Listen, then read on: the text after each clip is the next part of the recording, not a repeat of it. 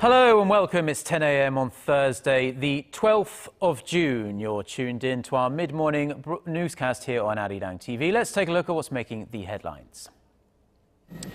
The search goes on for fugitive businessman Yoo Byung-hun, wanted for his involvement in April's Soho ferry disaster. The search goes on after a massive raid on his compound turns up no major leads. Japanese Prime Minister Shinzo Abe has reportedly said he's willing to travel to Pyongyang for talks with North Korean leader Kim Jong-un to help settle the issue of abducted Japanese citizens.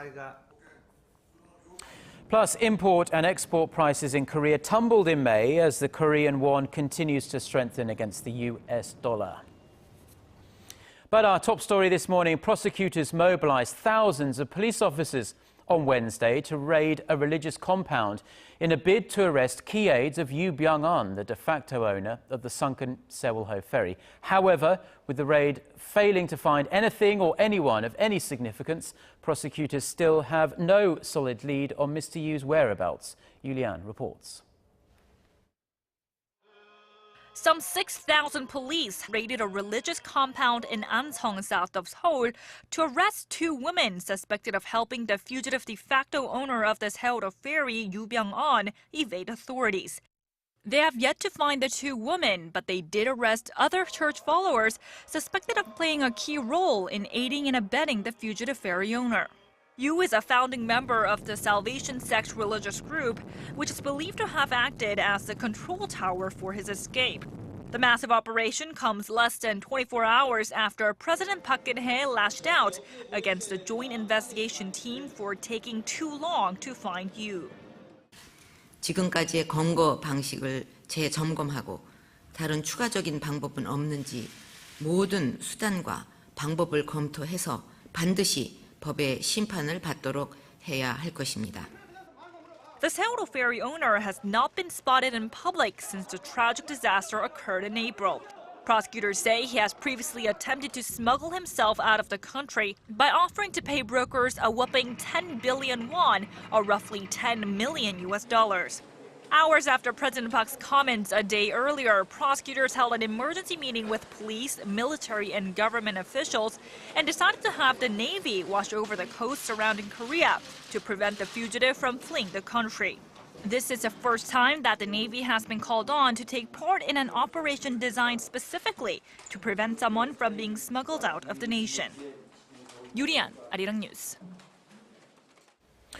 Staying with the ferry disaster and its aftermath, the entire nation was appalled by the captain and the crew of the Soho ferry for being among the first to escape the sinking ship, leaving hundreds of others, mostly high school students, to die. Now with their trial underway this week, our Son Jung-in takes a look at what the prosecution has to do to prove a handful of the most senior crew members were guilty of murder by willful negligence. The biggest issue in the trial is whether 4 senior crew members, including the captain, will be found guilty of murder by willful negligence for abandoning the ferry prematurely and leaving hundreds of passengers to die. On the first day of the trial, state prosecutors accused the 4 of killing some 300 passengers by failing to make every effort to rescue them. Apart from the murder charge, the 4 were also charged with negligence that led to the sinking of the vessel and caused great casualty. The 11 other crew members were similarly charged. The senior crew members argued it was the Coast Guard's responsibility to rescue passengers. Captain Lee Jun-seok's lawyer asserted that it was unjust to hold Lee responsible for what he could not do when he had taken steps to protect the vessel while he awaited the arrival of the Coast Guard. A court official quoted the captain as saying that he asked passengers to get off the ferry before he abandoned the vessel himself. Another lawyer defending the first mate said crew members requested emergency help from the Coast Guard and thought it would be best to evacuate passengers when rescue experts arrived. For the murder charges to be upheld, prosecutors will need to overcome a number of challenges. They need to prove the crew members did not make efforts to rescue passengers even though they knew those on board would die. The prosecution also needs to prove the direct link between the acts of the crew and the death of the passengers. The next session is scheduled for next Tuesday. The verdict is expected no later than November. Son Jung-in, ARIRANG News. Japanese Prime Minister Shinzo Abe has reportedly expressed a willingness to visit North Korea to help settle the issue of abducted Japanese citizens. Japan's Kyodo news agency reported on Wednesday that Furuya Keiji, the Minister of State for the abduction issue, said Abe has said he could hold talks with North Korean leader Kim Jong-un in Pyongyang on this issue. The minister did not elaborate on when or where Abe made the comment. Earlier this month, Japanese Foreign Minister Fumio Kishida said it was important to think about how to bring the abductees home and that Tokyo would review a potential visit to the north. North Korea recently agreed to reinvestigate the fate of the missing Japanese nationals in exchange for Tokyo loosening some sanctions. North Korea admitted in 2002 that it had abducted 13 Japanese nationals in the late 1970s and early 80s, but Japan claims many more were in fact kidnapped. International efforts to restart the long-stalled multi-nation talks on North Korea's denuclearization appears to be making some slight headway. The chief nuclear envoys from South Korea and China have been meeting in Beijing this week, while in Washington, officials from Japan and the US have been sitting down for talks as well. Hwang Sang-hee has this report. As Chinese President Xi Jinping readies for his visit to South Korea next month, Seoul's chief nuclear envoy Hwang Jung-guk and his Chinese counterpart Woo Da-wei met Tuesday in Beijing to discuss a resumption of the long-stalled six-party nuclear talks. Speaking to reporters, a high-ranking South Korean official said Seoul, Washington, and Beijing share the same view on the need to prevent Pyongyang from further development of its nuclear capacity. The six-party talks, aimed at ending Pyongyang's nuclear program, involve the two Koreas, the United States, China, Japan, and Russia, but have been at a standstill for more than 5 years. China, as North Korea's biggest ally, has pushed for an early resumption of the talks, while South Korea, the United States, and Japan have said the North must take practical steps to denuclearize before they will return to the negotiating table. But this trilateral cooperation has recently been called in question following Japan's individual dialogue with North Korea. Speaking with his US counterpart Glenn Davies in Washington on Tuesday local time, Japanese chief nuclear envoy Junichi Ihara explained Tokyo's agreement with Pyongyang, which centers on reinvestigating the fate of Japanese abductees to the north. According to the Kyodo news agency, Ihara stressed the importance of the trilateral alliance in countering North Korea's nuclear ambitions, but said that the abduction issue required separate discussions. And as North Korea accelerates diplomacy of its own, experts say South Korea should make use of the Chinese leader's upcoming visit as an opportunity to outline what it wants from Pyongyang in exchange for restarting dialogue. Hwang Sang-hee, ARIRANG News. President Park Geun-hye has called on her overseas members of the Unification Advisory Council to spur international efforts to improve the livelihoods of ordinary North Koreans. This, she said, would help the two Koreas take a step closer to reunification. At a meeting with hundreds of advisors on Wednesday, the South Korean president referred to a three-point proposal she made to Pyongyang during a trip to Germany back in March. In it, she suggested the two Koreas first resolve the North's humanitarian issues, jointly build infrastructure, and expand social and cultural exchanges to better prepare for a unified Korea. President Park then vowed to continue persuading the North to give up its nuclear arms to bring peace and freedom to the Korean Peninsula. South Korea plans to spend $1 billion for the deployment of 5 spy satellites by the year 2020. Under the chairmanship of Defense Minister Kim Kwon-jin, the Defense Acquisition Program Administration said Wednesday that the Agency for Defense Development will lead the research and development for the satellites. These satellites will be used to monitor North Korea and in particular its nuclear test sites. The administration also plans to boost R&D in long-range surface-to-air missiles from next year. Said that a team of South Korean Get connected to Korea and the world. Join us every weekday for the latest developments out of Korea, Asia, and beyond. On air, on your mobile, and online, we lead the way every day. ARIRANG News. To try and resolve the crisis in Ukraine, the European Union also offers 15 billion. Now, some news just coming in. Korea's central bank has left its key interest rate unchanged, frozen for the 13th straight month in June at 2.5%. We'll bring you details on that in our next newscast at noon Korea time.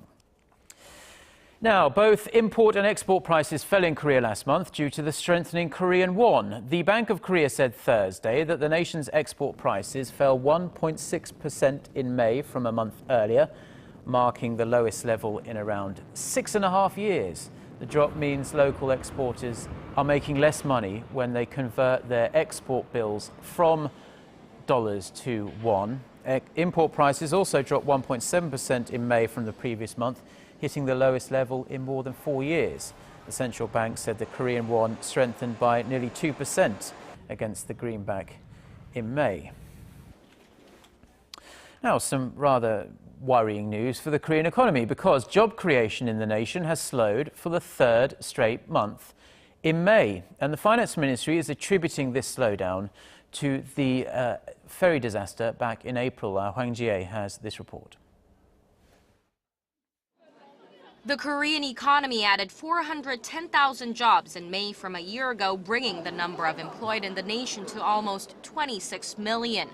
But that marks 3 straight months of slowing job growth and the lowest gain since last July. Statistics Korea says slumping private consumption due to the deadly ferry disaster in April resulted in the lower growth in employment last month. It's no surprise then that the nation's service industry, which includes the retail, lodging, and restaurant sectors, added only around 320,000 jobs in May from a year earlier, far lower than more than 500,000 created in the previous month. Job creation in the leisure activities sector even dropped by 17,000. The statistics agency said earlier that service sector production had dropped 1% from the previous month, while retail sales were down more than 1.5%. That, the agency said, is a reflection of the lackluster domestic demand brought on by the disaster. While the government has cautioned that slowing consumer spending caused by the ferry tragedy could hurt the nation's economic recovery, the finance ministry says it's not considering an extra budget to further stimulate the economy. Hwang Ji-hye, ARIRANG News. Now, for smokers in Korea, buying a pack of cigarettes is about to get a whole lot more expensive if the health ministry gets its way. There's also a picture-based health warning bill in the works that the government hopes will cut the high smoking rate here in Korea. Connie Kim has this report. The Korean government is preparing new anti-smoking legislation to bring down the nation's high smoking rate. A recent European Union study found Korea's smoking rate was the second highest among OECD members, barely trailing Greece. The Health Ministry said Thursday that it will submit a revised bill to the National Assembly requiring tobacco companies put graphic health warnings on packs of cigarettes. Currently, written health warnings are only printed on the side of packs. Just a day earlier, the ministry said it will push to raise taxes on cigarettes, taking in the World Health Organization's recommendations that urge members to raise cigarette taxes to 50%.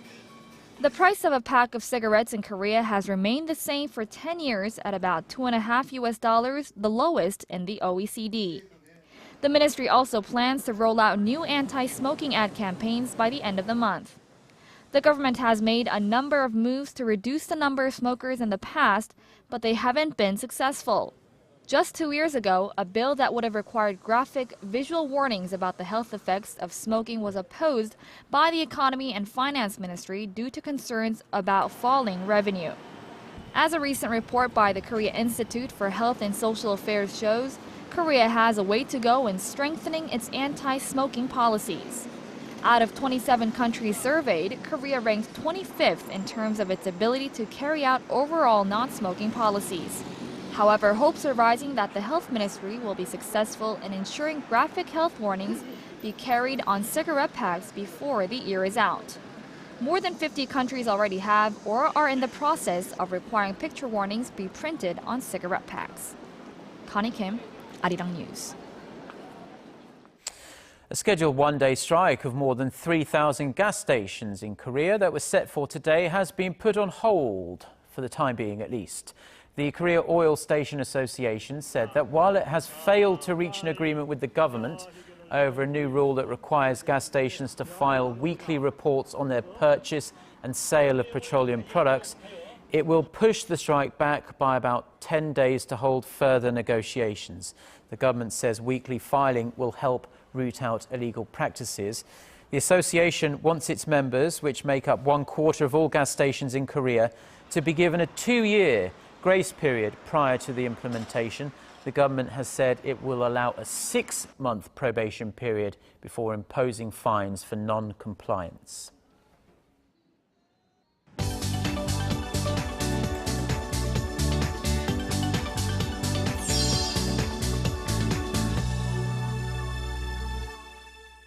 Time now for a look through the international headlines we're following this Thursday morning. For that, we turn to our Eunice Kim, standing by at the news centre. Morning, Eunice. Hello, Mark. It's really kicking off in Iraq because militants with links to al-Qaeda there are pushing ahead south of the country at lightning speed. That's right, Mark. Just one day after taking Mosul, al-Qaeda-inspired militants have effectively conquered the northern city of Tikrit. Several hundred suspected ISIL militants bombarded the capital of Salahuddin province and the hometown of former leader Saddam Hussein, setting police stations ablaze and taking over a military base, according to eyewitnesses and police. They also overran the Turkish consulate in Mosul, taking into custody 48 people, including diplomats, police, and consulate employees. The International Organization for Migration says 500,000 people have fled Iraq's second largest city. The latest advancement moves the Sunni militants closer to the capital of Baghdad, just 130 kilometers south of Tikrit. Officials said a major oil refinery between Mosul and Tikrit is, for now, under government control. Gas talks in Brussels between energy representatives of Ukraine and Russia ended without agreement, as a June 16th deadline looms overhead. The two sides have been locked in talks after Moscow withdrew a natural gas subsidy for Kiev following the ouster of Ukraine's President Viktor Yanukovych back in February. On Wednesday, Russia offered a rate of $100 less its last demanded price for every 1,000 cubic meters of gas exported to Ukraine. Russian President Vladimir Putin said the discount removed an export duty, bringing it in line with the price paid by other European consumers. Ukrainian Prime Minister Arseniy Yatsenyuk, though, said Ukraine would not fall into, quote, Russian traps that changes prices at a whim. A rare exchange of fire was observed between Congolese and Rwandan forces on Wednesday, as both sides accused the other of illegally crossing the volatile border between the two states. Congo pointed at Rwandan forces for instigating the conflict, saying its soldiers crossed over and attacked, kidnapping an army corporal, then later killing him. Rwanda countered by saying its troop reacted to an illegal border crossing by Congolese soldiers. And finally, angry taxi drivers in major European cities united in the largest demonstration yet against the rapidly growing car service smartphone application, Uber. Traffic was snarled in parts of London, Paris, Berlin, Madrid, and Barcelona as cab drivers blocked roads, protesting what they said were unlicensed cab services that threatened their livelihood. The San Francisco-based company, which is backed by Goldman Sachs and Google, offers a driver-for-hire service via a smartphone application, with their pool of drivers not having to pay for licenses that can cost $270,000 apiece.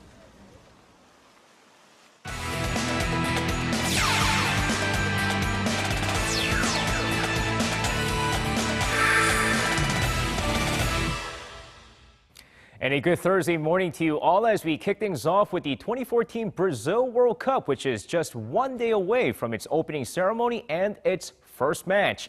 Now, despite some protests in the nation, of course, organizers hope for a smooth tournament as Brazil will kick off the tournament with their opening match against Croatia, which will kick off on Thursday, 5 p.m. local time. Now, despite Brazil being the host nation, some experts believe it'll be a tough road ahead for them just by looking at the teams they might have to face if they advance to the next round. And staying with the 2014 Brazil World Cup, it's often difficult to choose which nations will advance out of their group stage, so let's now take a look at some of the key groups you should watch during the World Cup. Of course, taking a look here now, first off, we have Group A to watch with Brazil, Croatia, Mexico, and Cameroon. All of these teams are pretty good teams, so if you think Brazil has an easy draw here, well, you're wrong. Though Mexico did have a hard time qualifying for the World Cup, they're still a good team. Meanwhile, Group B is going to be an interesting one to watch. Why? Only because Spain and Netherlands are in the same group, and it's going to be a great matchup, so don't be surprised if those two nations advance to the next round. And here we go with the first of the two groups of death, Group D. Uruguay, England, Italy, and Costa Rica in the group, and you can bet Costa Rica is going to have a hard time in this group.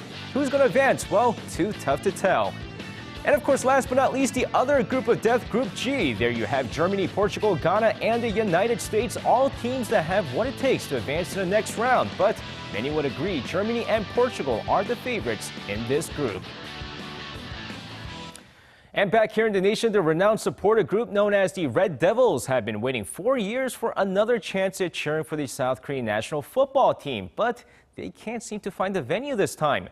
With the Soho ferry memorial site at the Seoul City Hall, the Red Devils have decided they will not use the venue this time. And while the Gwanghwamun Square in central Seoul was the next ideal venue, officials stated that there are safety concerns with having thousands of fans in the area. With the first match taking place at 7 a.m., cheering on the streets might be a problem during the Brazil World Cup.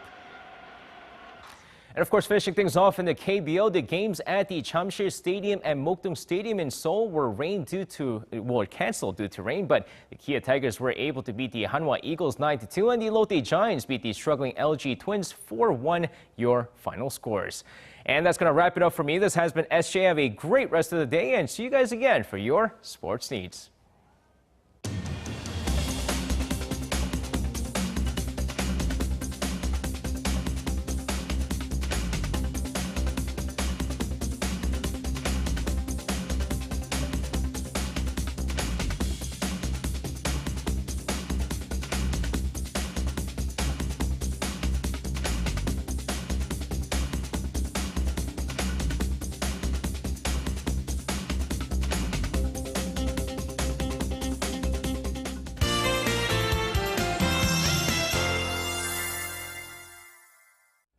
Good morning, I'm Lee Ji-hyun with your weather updates. Moderate temperatures, sudden showers and thunder have been the theme most of the week, and today's weather is shaped to be a similar one. Mostly to partly sunny skies will gradually give way to thunder and lightning in the afternoon. So it's going to be another lousy day across the nation. And with that rain, temperatures will continue to stay on the seasonal averages, hovering in the mid-20s across the nation. So it should be a tad cooler than yesterday.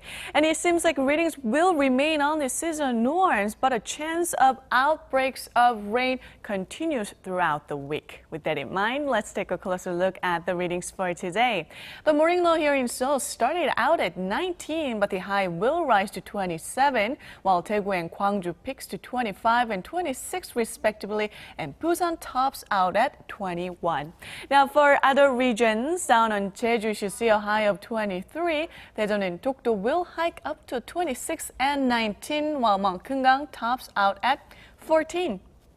Well, that's all for Korea, and it's time to take a look at the international weather for viewers around the world.